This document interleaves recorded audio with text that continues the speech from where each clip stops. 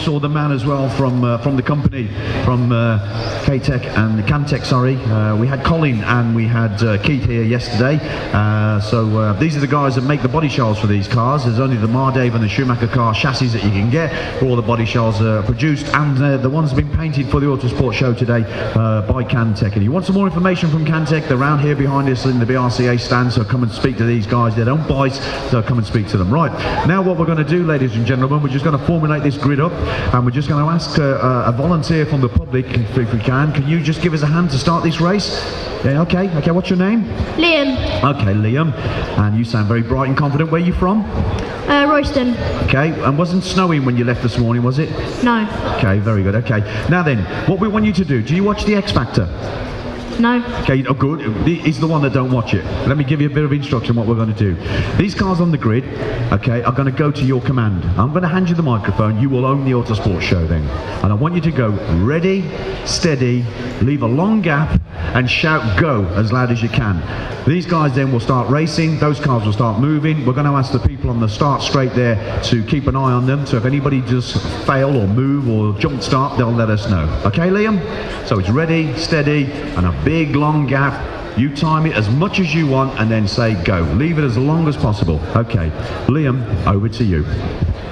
Ready, set, go! Thanks very much. Somebody shouted go from over there. Did you hear that? That was brilliant. Oh, talk about camaraderie here in motorsport. Pace car follows them around just in case. Pace car will pull off into the pit lane now as the orange and white car goes into the lead of the GT12 championship race here at the Autosport show.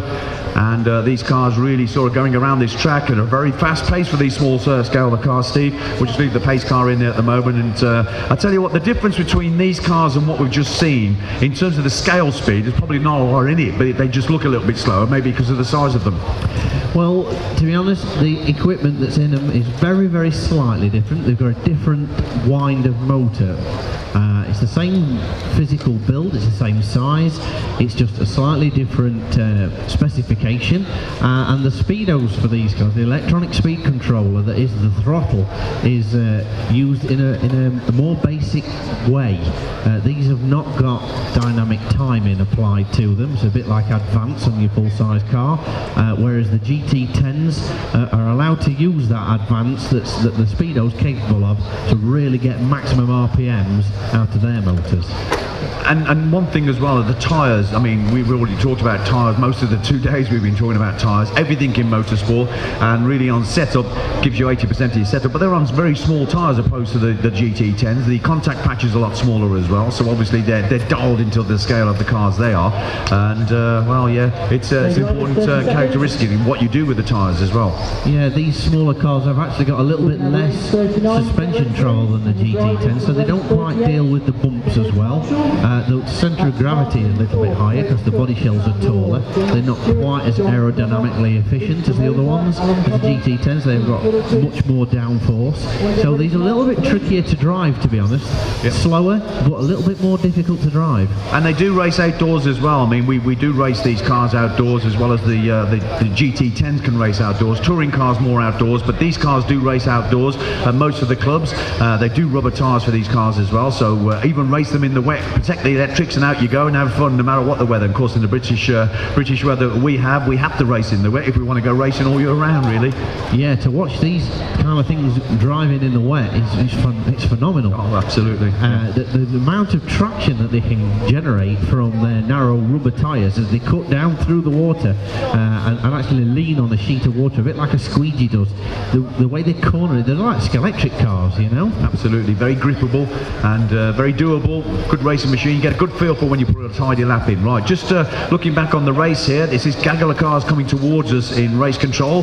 The orange and white car, just the two orange and white cars there really going for it, and it's the white car with the red writing on it that's actually just done the fastest lap here. But it's the I think it's the Aston Martin lookalike. No, the Ginetta's on this. A Ginetta car coming out with the Golf colour scheme out. The pace car comes out, going to pick up the race leader, and that's the race leader right behind the pace car. So the pace pace car out there just to close up the field. Obviously there's some sort of problem with one of the cars out on the track, and I think we just cleared that now, so we're just going to close the field up. Nobody allowed to go past the pace car. Oh, he's getting level. He was pulling his tongue out and saying, come on mate, pick up the pace, but you cannot go past the pace car, and we need that gaggle of cars. We need a train, a caterpillar of cars. Oh, the pace car getting a bit greedy into the apex there. Mr. Jean Alesi, who's driving the pace car, and you can see that now these cars, oh, and the white going to come together, and that was the race leader. I tell you what, the white car with the red writing on, I don't know if that was an infringement. We'll have to talk to race control, but he did take the race leader out, and that's caused him all sorts of problems. But somebody's parked it right in the middle of the track. We need marshalling assistance, and I tell you, David Gale was just about to do it, and then we had our old friend coming out here, but he managed to get away with it. But look at this, the white car with the black flash down the middle. Oh, and he's been called in. I tell you what, that is, I think, race over. They've been called in by the race director. So it's the car with the white, well, the black flash all the way down the middle of it. That has been classed as the race winner of that last race, and well, drama right towards the